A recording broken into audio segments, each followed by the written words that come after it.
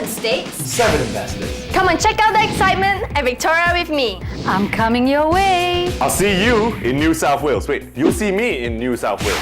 Tasmania, I'll be there. I'm going to South Australia. Discover Western Australia with me. Expect the unexpected with me in Canberra. So are you ready for this? Because this is my Aussie Adventure.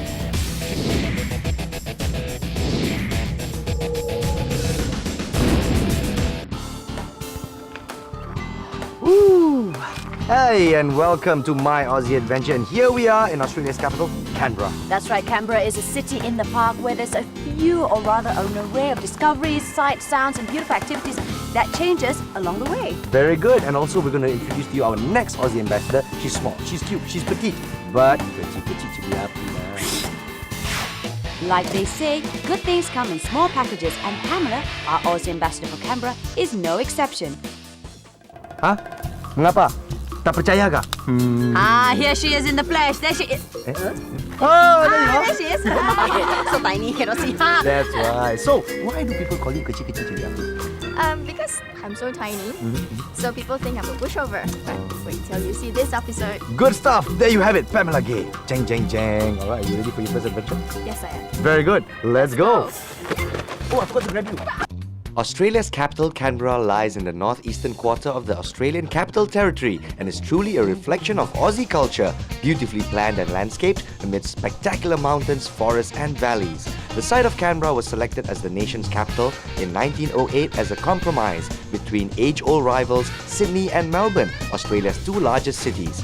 The city's design was heavily influenced by the Garden City movement and incorporates significant areas of natural vegetation that have earned Canberra the title Bush Capital.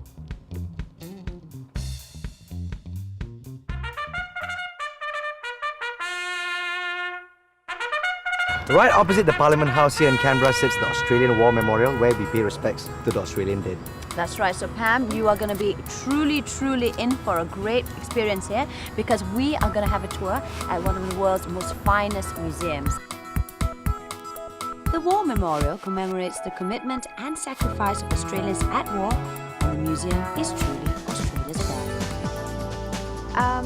When I first got here, I saw the building and it's beautiful. So when I went in, it's actually very interactive. And when we had to put on all the uniforms and the hats and all the props that was there, it was very fun, and you could actually experience it and feel how they live. What impressed me the most in this museum is that they actually put a lot of thought and care, and they preserve everything. That's right, part of its preservation efforts includes transferring the command bridge of the HMS Brisbane, a ship which saw some action during the First Gulf War and was recently decommissioned. As we entered the hull, as Pamela said, the interactivity is unbelievable, using props, sound and light to invoke the feeling of realism.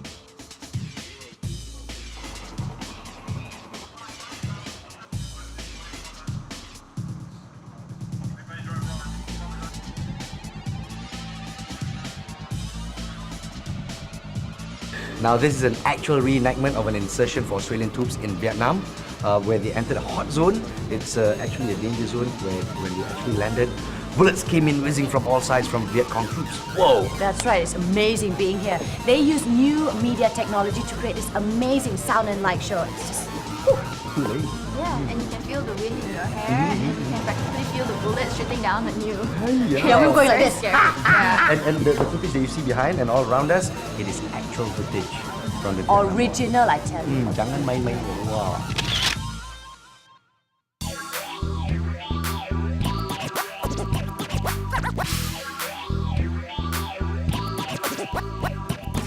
After that experience, we went on the road to explore the outskirts of Canberra to explore the many beautiful farmstays within the Australian capital.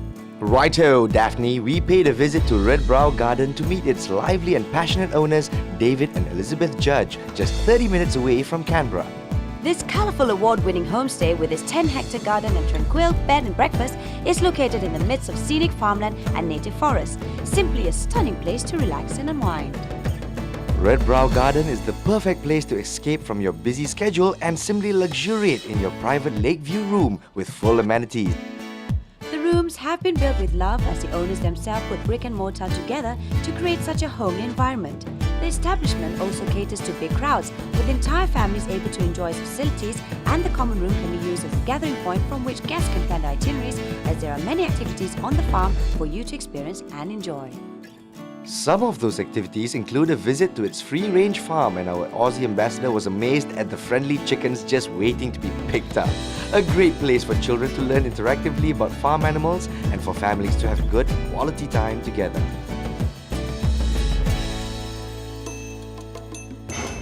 Oh, after all that activities, are you hungry? I'm famished. Good stuff, because here we are at the Mecca Bar. It serves modern Middle Eastern Moroccan cuisine. And the best part, for our Muslim viewers out there, it is all halal. Great stuff. Let's go. Here in Canberra, there are many places like these that cater to Muslims, so meal times are never a problem. Even if you're not one for Middle Eastern food, other restaurants with different concepts still do serve halal food. Simply fantastic. Whoa, that was not too bad. Tell you what, let's take a quick break. We'll be back right after this. Betul tak? Betul.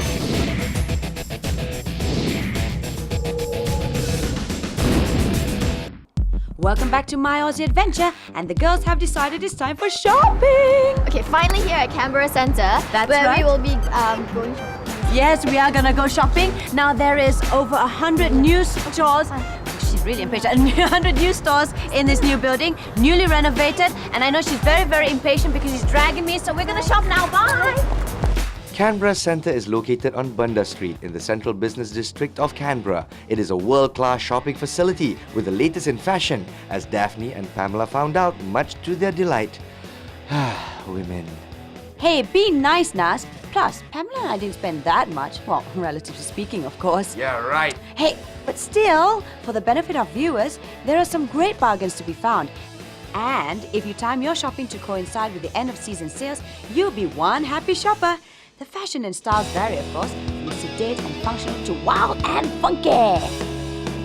From clothes to accessories, the selection is very good, and many of the shops are Australian brands of high quality. A smart tip for shoppers though, with over 100 shops, it's best to wear very comfortable shoes.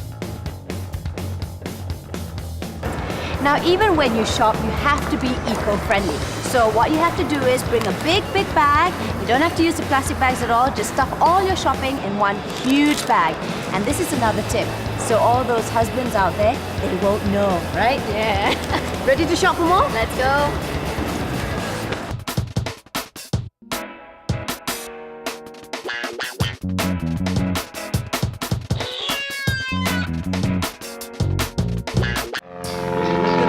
It's a beautiful day to explore Canberra, don't you think, Daphne? I absolutely agree. Now, we've seen Canberra from the ground. What say you? We take a look at Canberra from a bird's eye.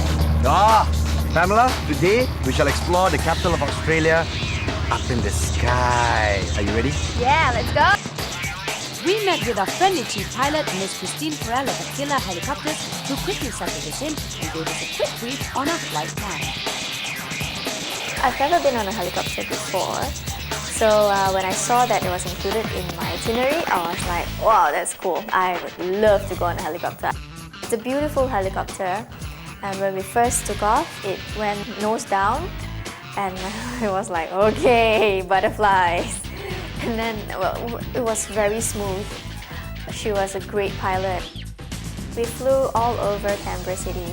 We saw the Parliament House, the Telstra Tower, we saw the Governor's House, and she took us out of the city as well. We flew all over the countryside.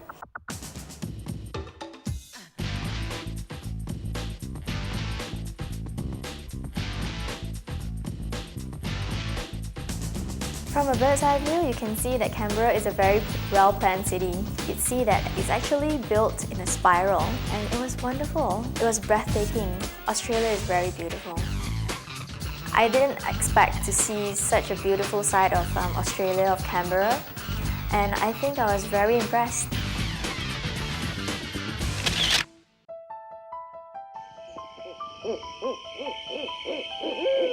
Now everyone knows Canberra is the capital of Australia. It's known for its great and friendly people, and it's a well-planned city to boot. But little is known of Canberra's other side, especially in the dark. Isn't that right, Pamela? Yes. and we're going on a ghost tour to experience the dark side of Canberra.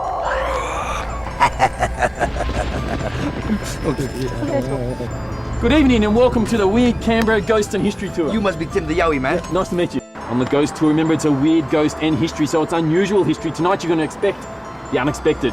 Weird stuff happens in Canberra. A lot of people think Canberra's dull and boring, but no, it's not. Tonight you're going to find out why.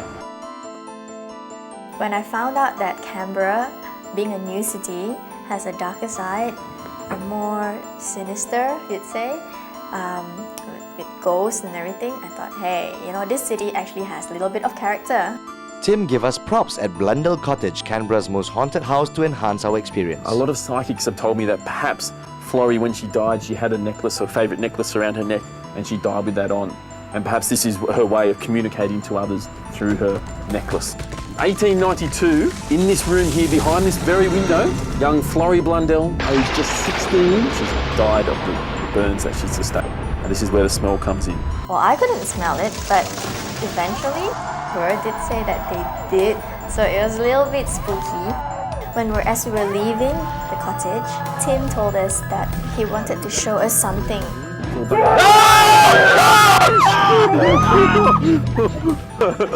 That was not good. I'm looking for my heart. Where's my heart? The other place we had to go to was the Air Disaster Memorial. Canberra's scariest location. It's called the Air Disaster Memorial. On the 13th of August 1940, on board were 10 people, circled, came back into land, didn't land, and crashed right on this location here. One of the ambulance men actually said when he came here and he went to kick it out of the way, he realised it was a person. Our final stop was the Kurrajong Hotel, where we hope to catch a glimpse of Australia's most famous ghost, Ben Chifley, the former 16th Prime Minister of Australia. I appear as a ghost, basically in this spot here, pointing like that.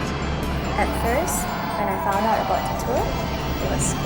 And once I have been on the tour, I love it. I think everyone should try it once because it's not only scary and eerie and creepy, it's also fun. The next morning, we decided to explore a different kind of mystery with a visit to Canberra's pride, the NASA Deep Space Communications Complex. Alright, here we are at the Canberra Deep Space Communication Complex, one of the 3 in the world. Yes, one is located in California, one's in Spain, and we're lucky to be visiting the one in Canberra. Ooh, 40 years old. Okay, now let's go explore the wonders of space. We met with Mr. Glenn Nagel, and under his watchful eye, we marvelled at the achievements of man as we continue to explore space, the final frontier. The Visitor Centre houses displays and models, while the complex itself is still actively tracking and recording space exploration, missions and projects. I've always felt that we're not the only people in the universe. So coming to the Deep Space Centre in Canberra, it's really exciting for me because I like to find out what everyone else here has found out. This is a piece of moon rock which is approximately 3.8 billion years old. That's really old. It was brought here in 1969 during the Apollo 11 mission, and there's only a handful of these exhibitions out there. This is one of the largest on display. Can you imagine? There's a reason why it says here, please do not touch the glass, no one's supposed to break in. Imagine how much it would cost to bring back the rock from that many years ago, all the way from the moon to here. You know how much they estimated? $1 billion. $1 billion? Really? No, Nas, no. The complex also houses audiovisuals that record past, present and future space explorations and discoveries, and with today's technology, pictures and data from current missions can be shared instantaneously with the rest of the world via the internet. Looking through all that we've seen here, the pictures that they have taken from Mars, especially of the sun and our little planet, and that's the one that made me feel so touched. Are those alien sounds?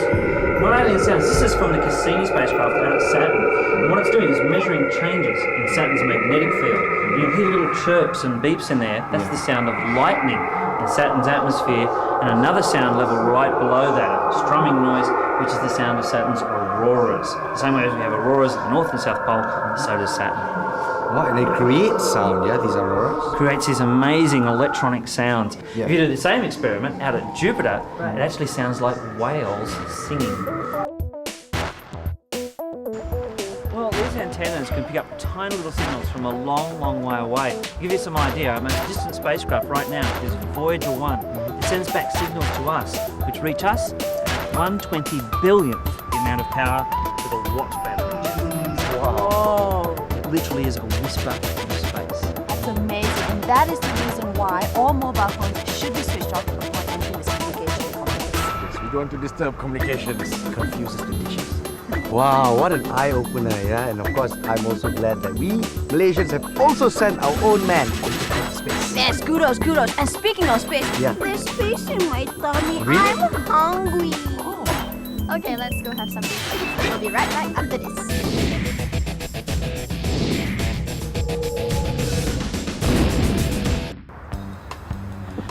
You know what, Naz? I just realized that you've been doing a lot of talking on this episode. Really? So what say you we let Pamela do the talking this time around? You know what? I absolutely agree. So tell you what, it's time for Pamela to shine.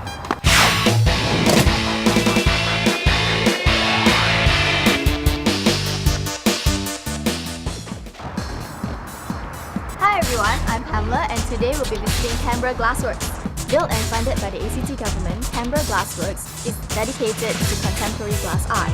So today, hopefully, I'll get to get my hands dirty. Let's go! I met Matt, who works here at Canberra Glassworks. He explained to us how they make glass in here and let us get hands-on. Simon, our glass instructor, who made the glass globe with me, he has 15 years of experience in glass making. He's very skillful, he has a lot of talent and very artistic. When I was actually hands-on making the globe, we had to take the glass out of this very hot oven. The oven was called the Glory Hole and it was 1,200 degrees. It was very, very hot. There was this long rod which picks up the glass from the oven and you take over to form the glass. And you have to be very careful whenever you are moving about in the workshop. I had the opportunity to make a globe, which was actually a paperweight. It was a little complicated process of heating the glass and rolling it and mixing the colors, but the end product was gorgeous. This is my first experience, hands-on experience in making glass products. So I find that it's a very eye-opening experience. You have to use a little bit of creativity in this, and you have to think out of the box, and you have to be very imaginative. And I would definitely do it again if I get the chance, and I definitely recommend all my friends to come and try this if they come to Canberra. So after 5 days, we asked Pamela what her most memorable experience was. Of all the places that I visited in Canberra, I would say I love the Deep Space Centre because there's just so many things that we don't know that goes on in this universe. So that's very interesting to find out. Woo! So Pam, this is our final day here in Canberra. Have you had fun with us? I definitely did. Good stuff, good stuff. And of course, here's your chance to win your very own trip to Australia, mate. Take a look at this. Log on to www.tv3.com.my/Aussie Adventure to vote now for your favorite Aussie ambassador and stand a chance to win 2 return Malaysia Airlines tickets to any Malaysia Airlines gateway in Australia. Terms and conditions apply. See, it's so easy. So all you have to do is just log on to the website to find out how you can win a trip down under. Woohoo! All right, Pam, it has been an absolute pleasure. Thank you very much. Huggy buggy. Oh, gonna miss you, babe. And of course, do join us next week for our final destination, Queensland. All right, and of course, do join us on our adventures because their adventure is your adventure too.